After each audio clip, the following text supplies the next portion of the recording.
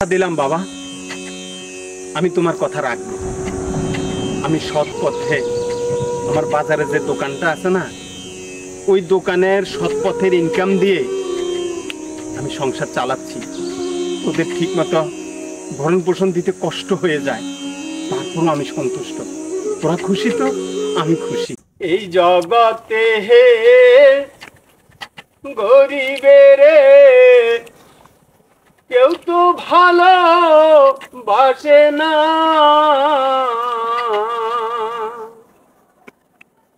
আল্লাহ তারা গরিবের কেউ তো ভালো বাসে না। বাবা, আচ্ছা বাবা, তোমাকে একটা কথা বলি। বলো। মা যে কালকে রাত্রে কান্না করেছিল, কই না তো। তুমি আমার থেকে কিছু লুকেও না, আমি তো শুনেছি। মা বলল তুমি যে সৎ পথে টাকা উপার্জন করো, তা দিয়ে আমরা মোটা ভাত মোটা কাপড় পরে খেয়ে বাঁচবো। তবুও আমরা অসৎ পথে অর্জিত টাকা দিয়ে মাছ, মাংস, দুধ, ডিম এগুলো খাবো না, আরাম আয়েশ করবো না, উল্লাস করবো না। এতে কোনো আনন্দ নেই বাবা।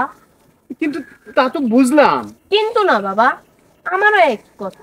আমরা দুই ভাই তোমার সৎ পথে অর্জিত টাকা দিয়ে শাক সবজি ভাত খাবো, কম দামি পোশাক পরিচ্ছদ করবো, তবু দামি পোশাক পরবো না, দামি খাবার খাবো না বাবা। এতে কোনো সুখ নেই বাবা, দামি জিনিসে এতেই সন্তুষ্ট, আমরা এতেই ভালো আছি বাবা। কথা দাও তুমি আমাদেরকে সুখে রাখবে, কথা দাও বাবা। এই কথা দিলাম বাবা, আমি তোমার কথা রাখবো।